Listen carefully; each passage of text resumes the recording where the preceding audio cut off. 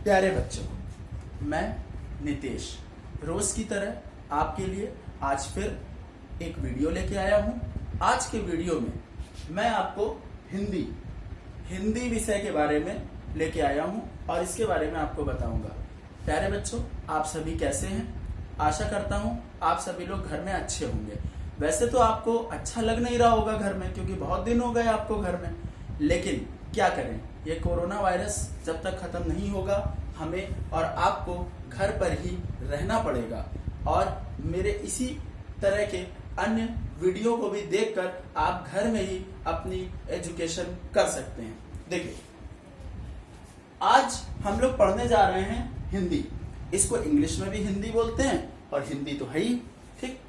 इसके बाद यहां देखिए ध्यान से, आज की वीडियो में खास क्या है। आज की वीडियो में हम हिंदी की छोटी छोटी जो चीजें होती हैं जिन्हें हम यूज करते हैं उनके बारे में हम जानने का प्रयास करेंगे। कैसे? जैसे सबसे पहला प्रश्न मैंने यहाँ पर बोर्ड में लिख रखा है कि भाषा क्या है। तो सबसे पहला प्रश्न हमारे मन में ये उठता है कि ये हिंदी क्या है। हिंदी क्या है? तो हिंदी क्या है?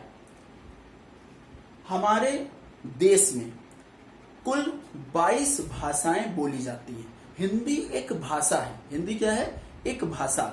हमारे देश में 22 भाषाओं का प्रचलन है। उन 22 भाषाओं में हिंदी भी एक भाषा है। 22 भाषाओं में जैसे आप पंजाबी, मराठी, बंगाली और भी तमाम तरह की भाषाएं हैं, उसमें हिंदी एक भाषा है। अब प्रश्न उठता है कि यह भाषा क्या है? विचारों और भावों को प्रकट करने का एक माध्यम ही भाषा है।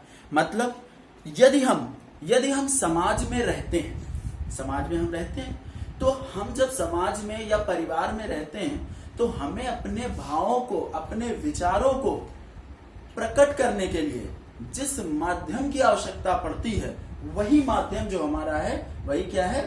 भाषा है। अब भाषा के प्रकार कितने होते हैं? तो भाषा कुल 3 प्रकार की होती है। कितने प्रकार की होती है? 3 प्रकार की होती है भाषा, कुल 3 प्रकार की। नंबर 1 मौखिक भाषा, नंबर 2 लिखित भाषा, नंबर 3 सांकेतिक भाषा। मौखिक भाषा क्या होती है?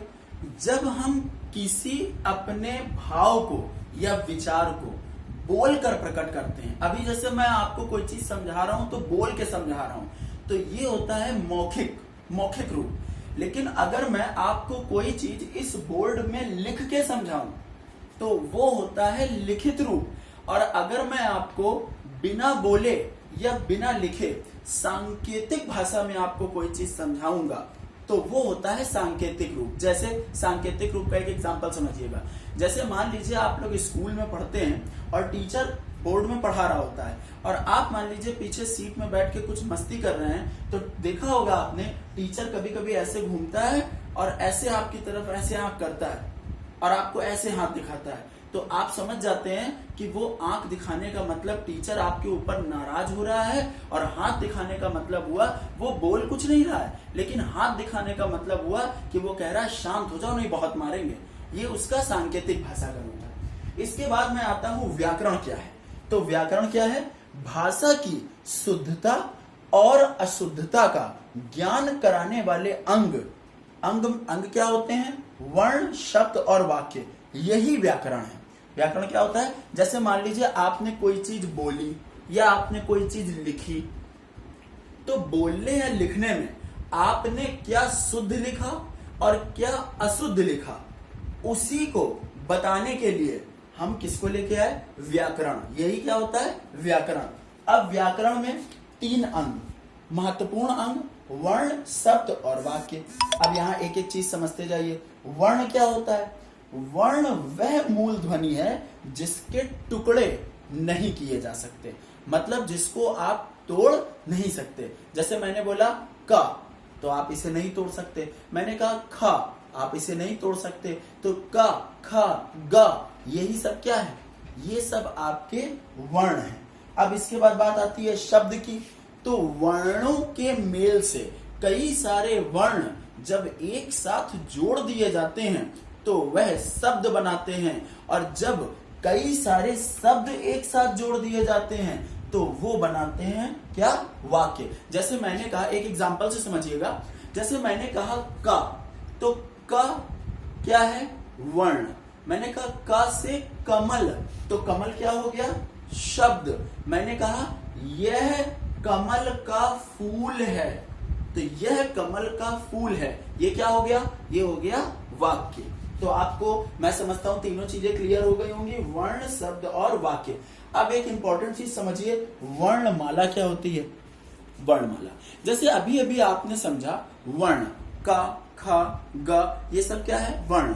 जैसे मान लीजिए, आपको एक छोटा सा एग्जांपल लेता हूं, एक फूल है, तो वो एक फूल है, लेकिन कई सारे फूलों को जब हम धागे में पिरो देते हैं तो वो क्या बन जाती है? वो बन जाती है फूलों की माला। इसी तरह जब आप कई सारे वर्णों को देखेंगे तो वर्ण क्या है? का, ख, ग, घ या और भी बहुत सारे, तो इनको जब हम एक साथ इनको हम लेके एक जगह कर देते हैं तो इसी को कहा जाता है वर्णमाला।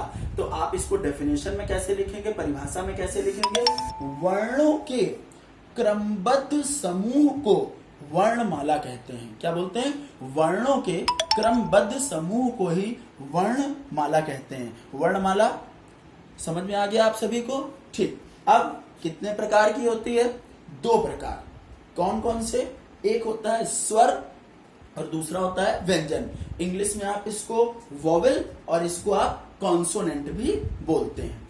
देखिए, अब इधर आ जाइए, बहुत ध्यान से समझिएगा। अब आपको मैं समझाने जा रहा हूं इनके दोनों प्रकारों के बारे में, स्वर और व्यंजन के बारे में। ध्यान से समझिए। देखिए, यहां पर मैंने पहली हेडिंग लिख रखी है स्वर। स्वर क्या होता है?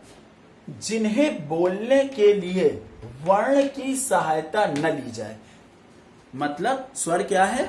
जिन्हें बोलने के लिए वर्ण की सहायता नहीं ली जाएगी उसे हम कहेंगे स्वर। क्या होते हैं स्वर? इधर बोर्ड में देखिए ध्यान से। अ, आ, ई, उ, री से ऋषि, ए, ऐ, ओ, औ, अंग, आहा। अगर आप टोटल गिनेंगे तो ये टोटल कुल 13 है। अब बात आती है व्यंजन की। व्यंजन क्या है?